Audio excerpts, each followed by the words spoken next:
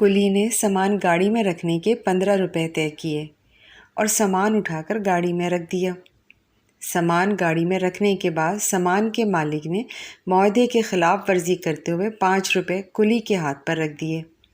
جب کلی نے اپنے حق کے لیے بحث کی تو سامان کے مالک نے اسے دھکا دیتے ہوئے سائڈ پر کیا اور گاڑی پر بیٹھ کر چلتا بنا۔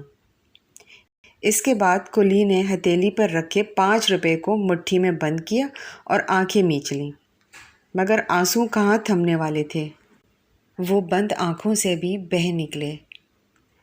دکھ اپنی انتہاؤں کو پہنچا تو اس کے منہ سے نکلا، کاش کسی کا حق کھا جانے والے سمجھ سکتے کہ غریب کی دہلیز پر بیٹھی جوان بیٹیاں رحمت کی بجائے ان کے لیے تانا اور تکلیف کے ساتھ ساتھ زحمت بنتی جا رہی ہیں۔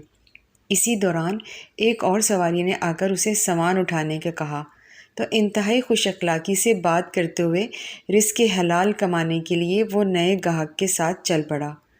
اس کا سامان گاڑی سے نکال کر ریلوے اسٹیشن پر رکھا اور اپنا حق طلب کیا تو اس کی بار بھی اس کے حق تلفی کر لی گئی، مگر جو ملا اس نے صبر شکر کر کے جیب میں ڈالا اور مزید رزق کی تلاش میں وہیں سائے میں بیٹھ گیا۔ کلی کا نام ریاض تھا، کراچی کے ریلوے اسٹیشن پر کام کرتا تھا۔ اس کی ایک ہی بیٹی تھی جس کا نام افشاں ریاض تھا، اور بیٹی کو جوانی میں رخصت کرنے کے لیے اس نے دن رات محنت کرنا شروع کر رکھی تھی، مگر وہ جتنا کماتا تھا اس کا آدھا بھی اس کی جیب میں نہیں آتا تھا۔ بیٹی کے لیے جہیز جوڑنا تو دور کی بات، اس مہنگائی میں صرف 3 وقت کی روٹی بھی بمشکل پوری کرتا تھا۔ آخر کار اس نے بچت کا ایک نیا طریقہ نکالا جس میں اسے اور اس کی بیوی کو پیٹ کی قربانی دینا تھی۔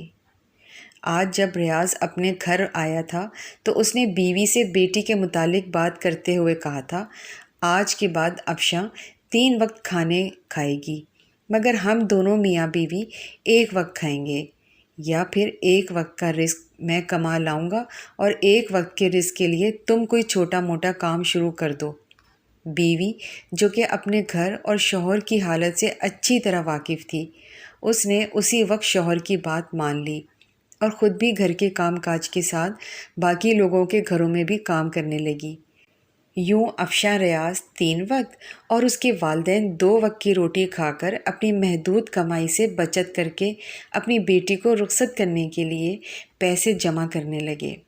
مسلسل 3 سال تک ایک وقت کی بھوک برداشت کرنے کے بعد آج پہلی بار ریاض احمد نے بیٹی کے لیے سونے کی انگوٹھی خریدی تھی جس مالیت 22,000 روپے تھی۔ آتے ہی وہ انگوٹھی اپنی بیٹی کے حوالے کرتے ہوئے کہا تھا، یہ میری بیٹی کے لیے اس کے والدین کی طرف سے تحفہ ہے، اسے سنبھال کر رکھ لو۔ افشاں نے انگوٹھی پکڑی اور اپنے پاس محفوظ کر کے رکھ لی۔ چند دن بعد ہی افشاں ریاض راتوں رات اپنے محبوب کے کہنے پر گھر چھوڑ آئی اور انگوٹھی بھی ساتھ لے آئی۔ صبح جب اس کے والد کو افشاں کے چلے جانے کی اطلاع ملی تو وہ صدمے سے چل بسا، اور جب افشاں کو اپنے باپ کی موت کی خبر اپنے محبوب کے منہ سے پتہ چلی تو اسی محبوب کے سینے سے لگتے ہوئے افشاں نے طنزاً کہا تھا، میرا باپ میری محبت میں نہیں مرا بلکہ ایک سونے کی انگوٹھی کے صدمے سے مر گیا۔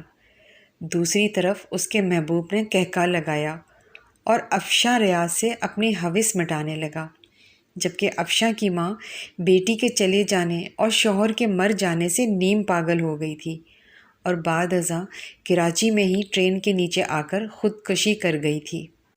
وقت کا کام ہوتا ہے گزرنا۔ وقت گزرتا گیا، نام نہاد محبوب کی محبت کم ہوتی گئی، بلکہ یوں سمجھے کہ محبوب جی بھر کر اپنی ہوس مٹا چکا۔ افشاں ریاض 2 بچوں کو جنم دے چکی تو اسے سمجھ آ گیا جو ایک غیر محرم نے کی وہ محبت نہیں، دھوکہ تھا۔ جو والدین نے کیا وہ فقط قربانی نہیں، محبت تھی، مگر اب وقت گزر چکا تھا۔ افشاں ریاض کے محبوب کا جی بھر چکا تھا، لہٰذا اس نے افشاں سے دونوں بچے چھین کر اسے طلاق دے دی تھی۔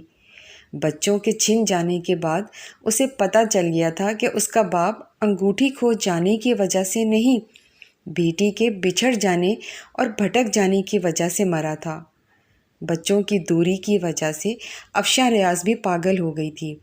بہت عرصے تک وہ بھی ریلوے اسٹیشن پر بیٹھی اپنے باپ کو ڈھونڈتی رہتی تھی اور بھیک مانگتی رہتی تھی۔ پھر کسی دن ایک نیک دل انسان نے اسے اٹھا کر ایک فلاحی ادارے کے سپرد کر دیا تھا، جہاں آج بھی وہ محبت کے نام پر گھر چھوڑنے والی لڑکیوں کے لیے عبرت بنی بیٹھی ہے۔ اللہ ایسی سوچ رکھنے والی لڑکیوں کو ہدایت دے۔